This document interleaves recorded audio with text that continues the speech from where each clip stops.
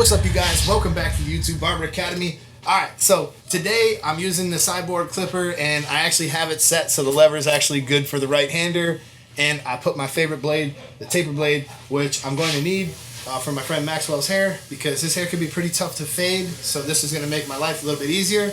And I'm working out of the G&B Pro kit from Stylecraft. Alright, so they're giving you guys a whole kit with a bunch of stuff in it. You guys can check the link down below if you're interested in that. But we're going to start off this process by putting the Zuka neck guard on him first. Today I decided to go with the red, and if you guys use my link in the description, you will save 20% off of your purchase. These things are great. They'll keep all the hair off of him, so he'll be comfortable throughout the haircut, especially for kids, shampoos, and then I also use all their combs. So great company. Go ahead, check them out. Now let's get started. Alright, so let's just go ahead, we'll comb them out. I'm going to try to keep some of these waves. You still want to do like the 2 with the grain? Yeah, that'll be perfect. So keep a little bit in the front. So once I comb through, I kind of am looking for what the growth patterns are, like what direction his hair is growing in, stuff like that. I actually already know all this because I've cut his hair a bunch of times, so I kind of know what to look out for. So we're going to go ahead. I'm going to put my skin line in right at about the top of his C-cups. I have this set really close, so I'm going to move it back 1 click. And we're going to go ahead and start setting in this line. This clipper has 5 hours of runtime and a digital brushless motor. It's super quiet, and I'm starting to realize that this is probably going to be my #1, because I was always working with the saber, but the shape of the saber, I never was in too much love with the shape. And this one, even though it is a little heavier than the saber, the weight's spread out better and it's just comfortable to cut with.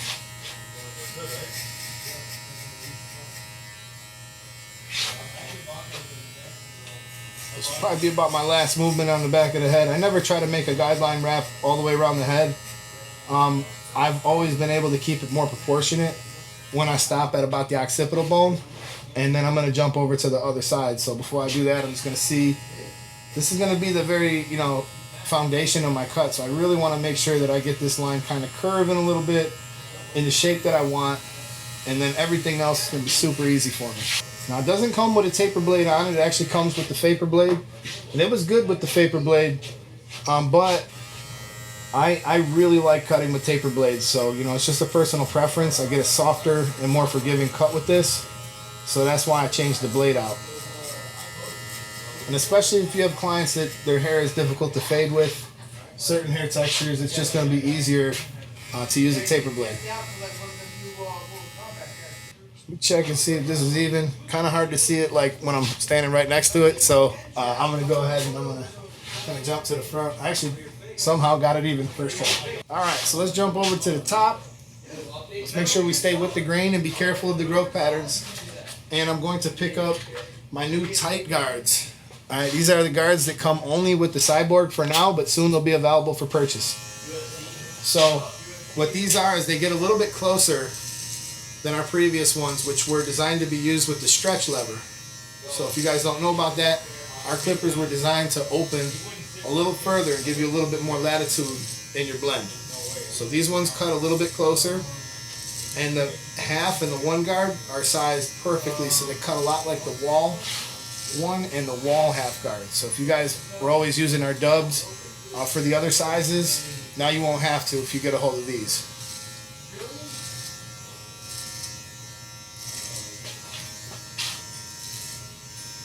My first pass, I'm not going to push super hard. I'm just trying to kind of lightly graze across the top. And then that way, if there turns out to be an area that I want to keep a little darkness, I've given myself the opportunity to go a little bit closer later in the cut. So we get here to the colic, I can kind of comb it and I can see that this is the way I need to go now.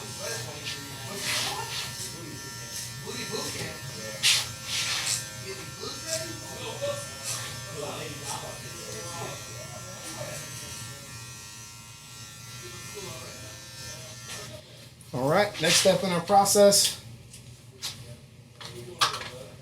we'll switch over to my brush, and I'm going to get rid of all this hair on the bottom. For now, I'll use the sabers. These ones aren't set super close. And I'm looking to just kind of flick out when I get close to that line. I'm not trying to run this into that line.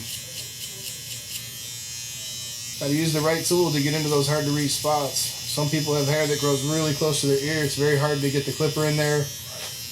You could nick them with the blade, so I just kind of leave that hair on the bottom be. I'm not worried about it because I know that we're going to go down the skin, so that's not really a concern. Okay, so with the electric shaver, I'm going to actually start at the back and the bottom.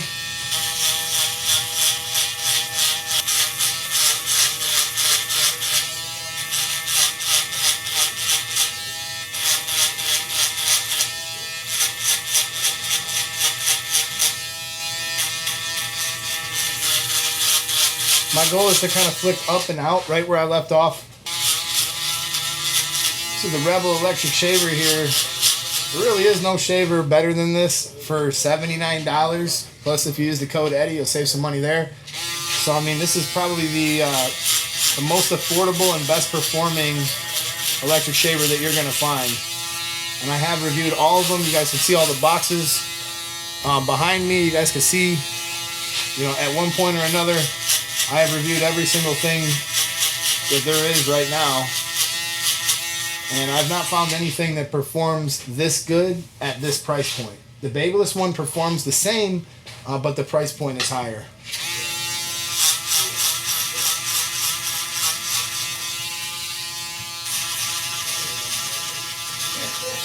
Alright, so I would say phase one is complete, which is just removing all the bulk. So that's kind of how I always do this. And phase three would have been cutting the top if we were using scissors, but we handled that inside of phase one in this case. So now that I've dusted everything off, I like what I see.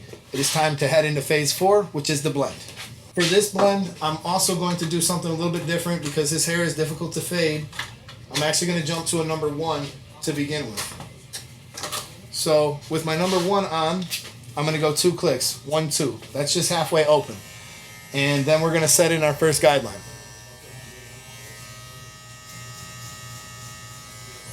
Always combing this hair because this hair, being that it's so fine, you can push it and you'll think that you cut it, but maybe you didn't.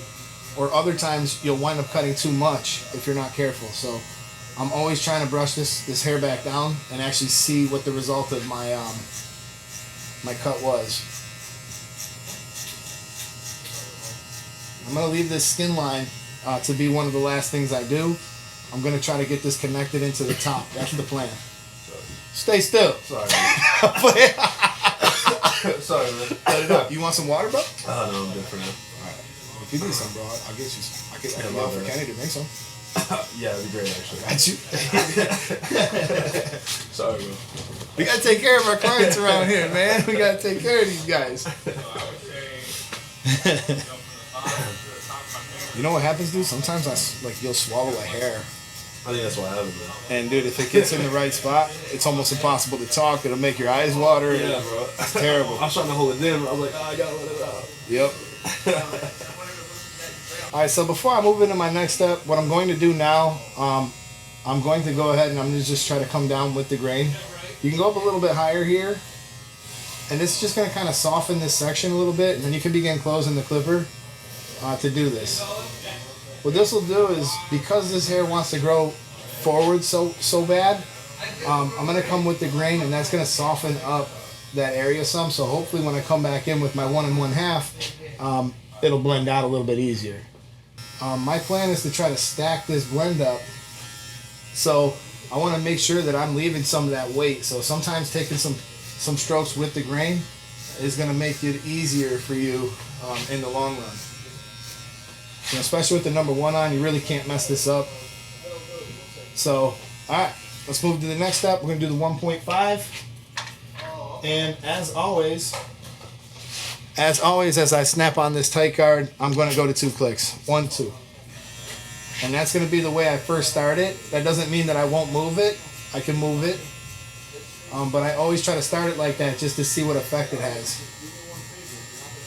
Now, if it doesn't get out the line or what I'm working at or the dark spot, I know I can always close it, but you can't get this hair back. And if I'm trying to stack up this blend a little bit, you'll notice me skipping all these steps.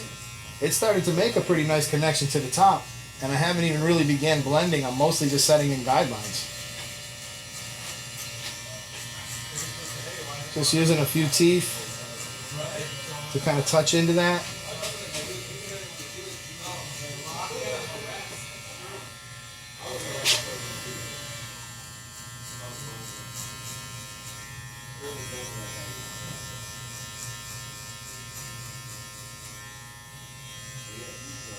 And look at what a nice job that's starting to do right there.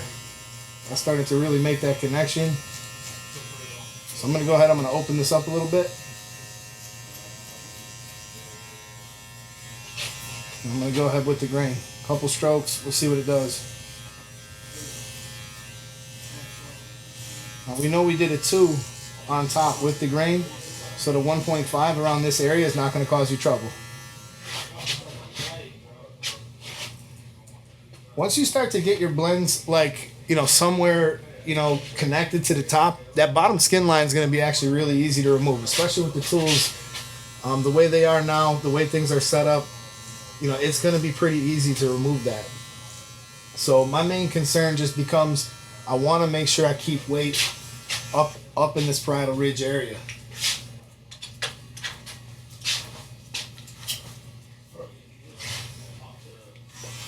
Okay, we got the number 2 now. Once again, in this case, I'm going to go all the way open because this hair can disappear being that it's fine, and I'd rather just go all the way open and find out what that'll do, and then we'll return to our 2 clicks.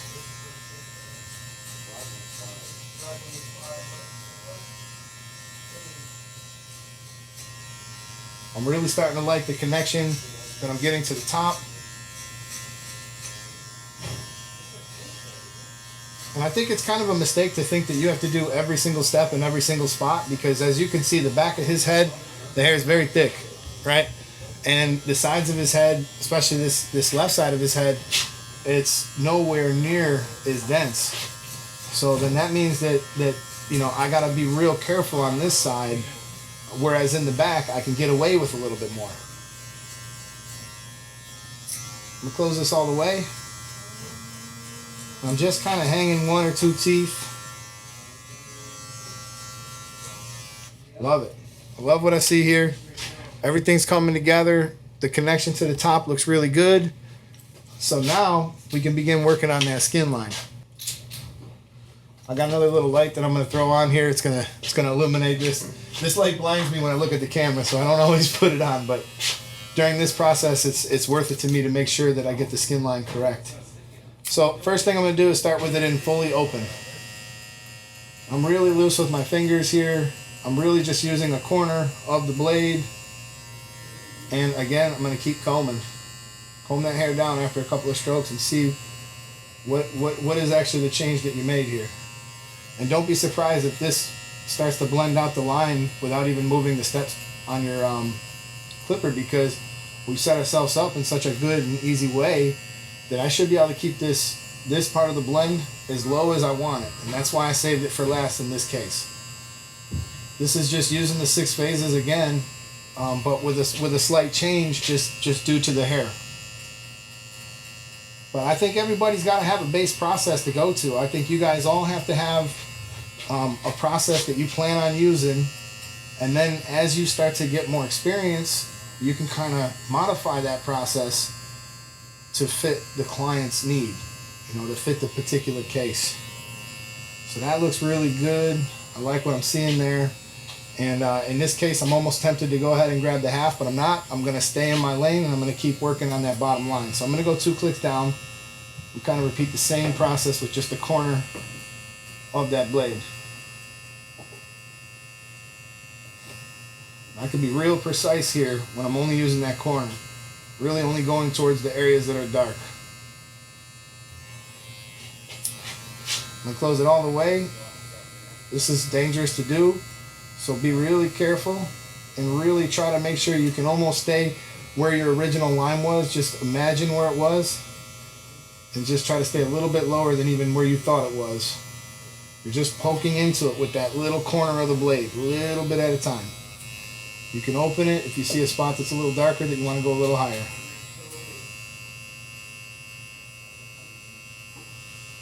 A lot of times you're going to be thinking, oh, there's a problem right here, but the real problem is actually above that. So that's kind of why it's nice to do your blend like this sometimes, where we know we've handled some of that area above that, and we know that the area that we're working on actually is the area that we want to cut. All right, I really like what I'm seeing in my little section from here to here. So in that case, I'm going to jump back to the 1 and see if I could further refine that. It might be the half that does it, but I'm going to start with the 1 and I'm going to just go 1 click. We had already run this at 2 clicks, so we kind of know that it's safe to move in this area.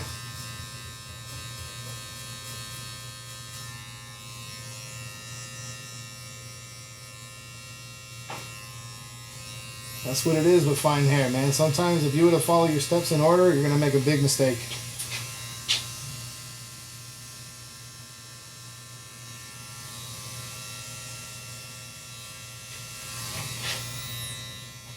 I really love what I'm seeing there.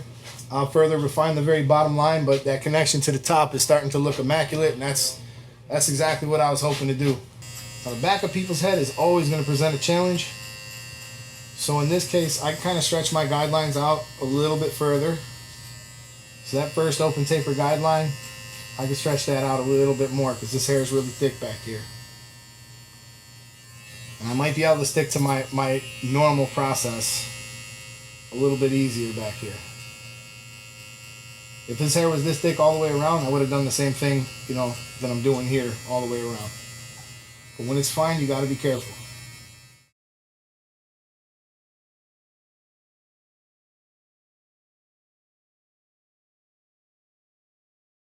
And then this is probably the time that I would tell you to be the most careful. When you're getting close to completing your blend, this is when people will tend to kind of rush because they can sort of see the light at the end of the tunnel. So it's like a guy who's running a marathon, you know? He starts running a little harder towards the end of the race because he thinks that, you know, he can see the end in sight. So don't do that to yourself. Stay patient and keep working exactly how you are. I'm going back with the number 1. See if that does the trick. I currently have a 2 clicks. I'm going to go back to 1 click.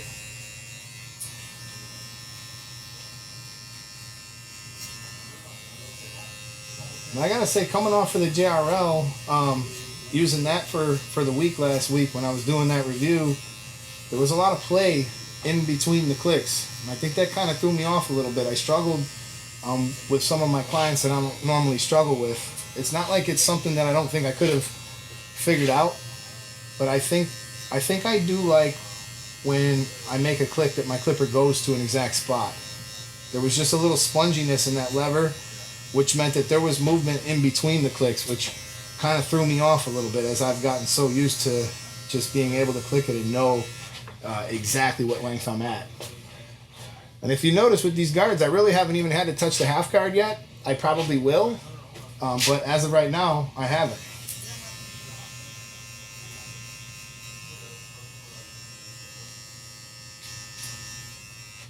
So I just noticed a couple dark spots right there, but I'm gonna caution you guys not to do that. Don't try to go chasing things out of order. So I'm gonna be patient, get back in my lane, and work my process. Same thing with the open taper. And believe it or not, this haircut's coming together pretty efficiently. Like, I mean, I'm almost done with the blend. I'm gonna use a little bit of shear over comb and stuff like that, and I'm gonna probably work some little areas in detail. That's for phase 6. I will do that towards the end of the cut. But by staying in my lane, by sticking to my process, I was able to execute this blend pretty quickly. Sometimes you guys get aggravated that skin fades take so long, but a lot of times it's because you're rushing and you're skipping steps and you're making mistakes, and it's causing you to actually have to work harder and longer to get it done. Nice thing about using a corner is you can almost get some immediate feedback, like if that was the right move or not, and you can pull back before it's too late, or you can go a little higher without getting yourself into trouble, especially with a nice digital brushless motor that's very forgiving to cut with, and then pairing that with a taper blade that just made the whole process very easy to do. I like everything I'm seeing here on this side. This side has come together beautifully. And just a little bit of detail work left, and this thing's gonna look really good. Now I'm gonna jump over to the half guard. I'm gonna go 2 clicks, which is halfway open. And I'm just gonna see if you know, I could pick up on some of these dark spots without making any mistakes. The half guard will get you in a lot of trouble. It could really make or break the whole haircut. So I try to use it sparingly. Try to avoid using it entirely if I can. But for the most part, you know, at this point in the haircut, when you're detailing, you might actually need your half guard.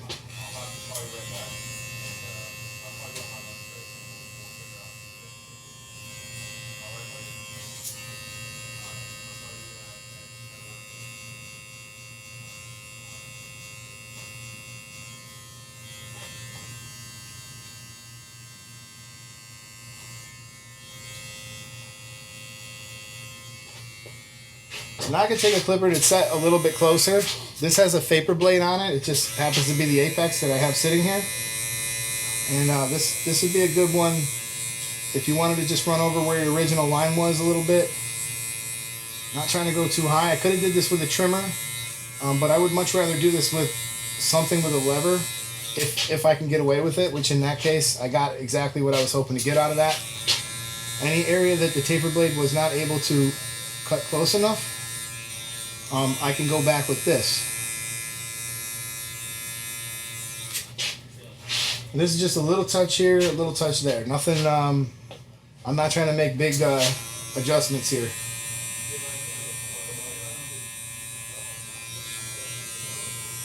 If you guys were ever trained on how to cut long hair, you would basically be checking your sections, you know, the opposite way. So if you cut vertically, you check horizontally.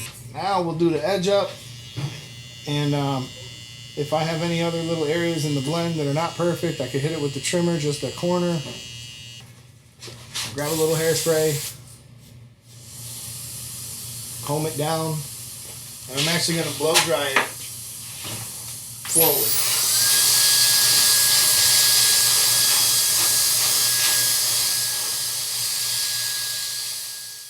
Go through and comb out all those little ones. Speaking of combs, I'm actually going to switch over to a comb right now. So right now I got my sabers. Test this little blade.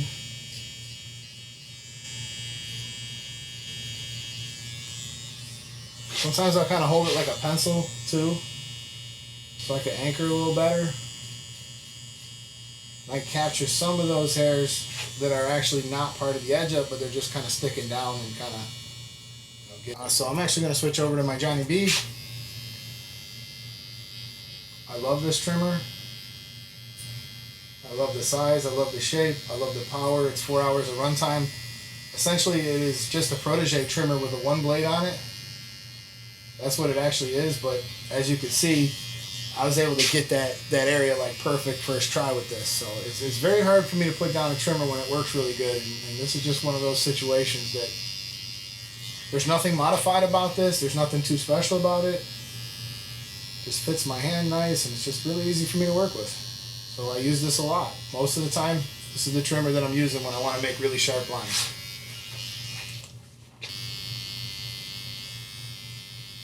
I'm not trying to dig into his hairline and cause a whole bunch of growth. It's hard for me to show like exactly what I normally do during an edge up. The camera's be in my way.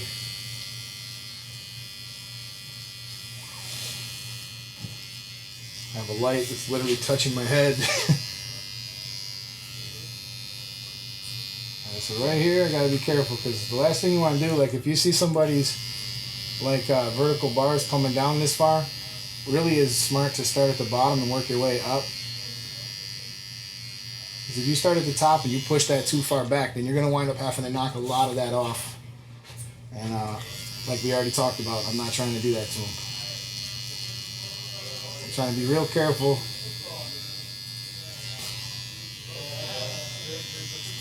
I'm not going to obsess over pushing this hairline too far back or anything like that. I just want to make sure I get this line really nice and straight for him. Sometimes I'll even put my comb like down, or I'll put my finger like right where I want to work, because as I get up close, it looks straight. It looks perfect. But then when I get back, I could see that adjustment that I wanted to make a lot easier. So sometimes it literally is that small of an adjustment. Like I'll see this little tiny spot. I'll hop in there and I'll get after it. That thing is looking really good. So the next thing we'll do here to further refine the edge up is we're actually going to use one of our other tools. A lot of people don't use scissors when they're doing an edge up, but it is the best way to really square off this corner without causing yourself too much trouble. You probably put your trimmers in there, and it could very easily lead to a little mistake. So I try to keep my corner as sharp as I could get it with the scissor. And we also have the razor. When we go in there, it'll be easy to do with that too. This side I didn't have as much trouble creating a sharp corner. There's always a part of the edge up that's a little... Now I'm looking at the top. I can kind of see that there's some hairs that weren't cut down 100% perfectly, which is fine. And a better way I've learned to do this is with a pair of scissors that's curved. I got these from one of our other influencer friends. His name's Mo Cuts. But it really makes doing something like this pretty easy, where I could just get all these little hairs that are sticking up and not doing what I want them to do without causing a big change to the overall contrast in my blend. I don't want to lose any of this darkness on the top, so I'd much rather just go knock these little hairs off with a pair of scissors, especially towards the front of the edge up. Which in the front of the edge up, a lot of times I'll fade that down a little bit lower, and in this case I will. Just because it's really thick right there. That's going to be the first thing that starts growing back and making my edge up look bad. So I'll actually put a 1.5 on there in the open position, and I'm just going to rock it over the very front portion of the middle of his edge. Let's do a little shear over comb. And then at the very, very last step, I'll go ahead and I'll do a little texturizing shears. So here, we're just looking to lay down any of these curls that aren't going the way we want them to.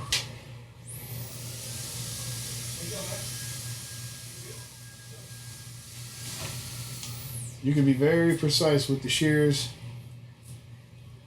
It's like a little texturizing technique just to kind of bust up a section it's not worth putting a clipper in there to try to lighten. It's a lot easier to do this with some shears.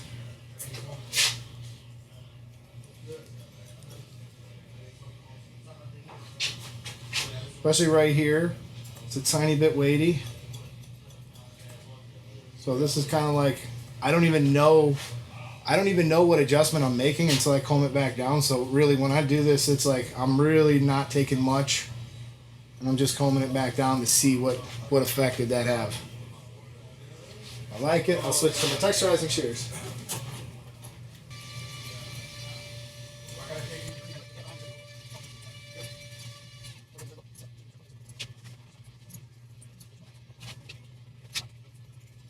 My little secret weapon here.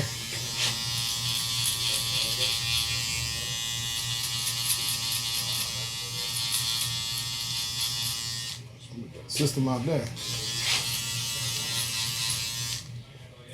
This just helps me kind of compress it a little bit. This helps me get into those hard to reach spots that I really don't want to take my bigger electric shaver in there and create a problem for myself. Now I can kind of sandwich this a little bit. Push these closer together. And also I think it's also important that you guys know when to call it quits. Like, there can be a time in a haircut where you're just doing too much. And you really don't need to do the things you're doing, and you're not making it any better. You're probably going to wind up making a mistake and making it worse. So that's, that time to call it quits is a little different for everybody. But when you've made it the absolute best that you can, and you know that you might make mistakes, that's probably the best time to call it a day. So we'll go ahead, we'll line it with the razor. Throw a little bit of shaving cream.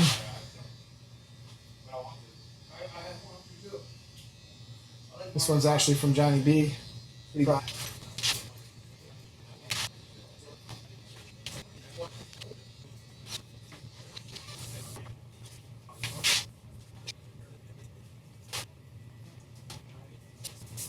This stuff is called red. I actually think this is the right color form.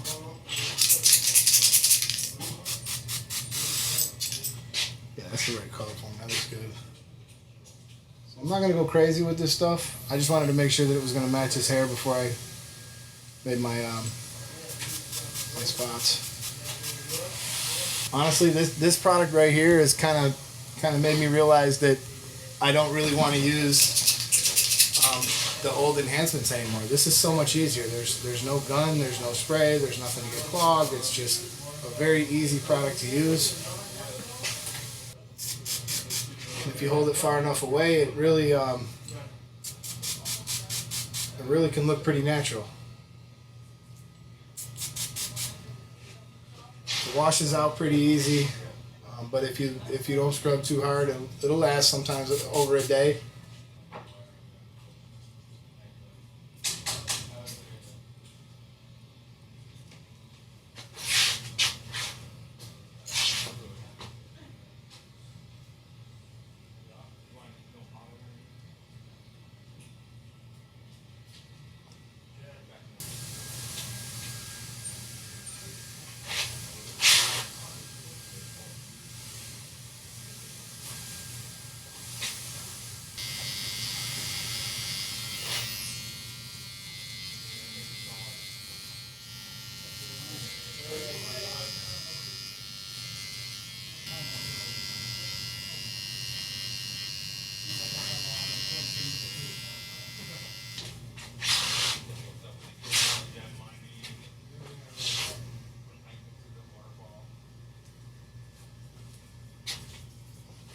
Clean them up, put some product in it, and this thing is looking real good. I wish I was wearing it. That's what you should say when you're done with a haircut that you're proud of. You know what I mean? Like, you should never want to give nobody a haircut that you wouldn't wear yourself. This ain't working in no factory where you don't care about some some little minor detail. Like, we care about all the details here. Let me grab a product real quick. I'll show you. Alright, I'm just going to put like a nice light pomade that'll help lay down some of those rogue hairs. I'm going to comb that out a little bit. Just to give it a little bit of shine too, make my photo look great.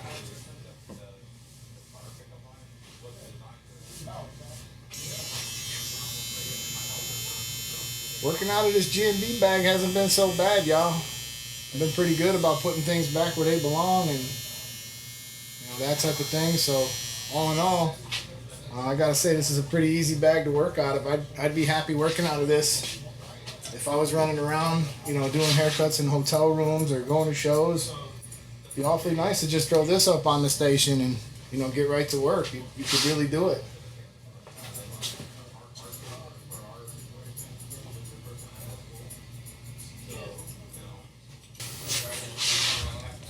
This is the cut. I hope you like it. Hope you guys learned something. And I'm grateful that you guys are members and you guys were able to come and check out this entire content. I know it was a lot. I hope you guys learned some stuff and you took something back to the shop that you guys could do.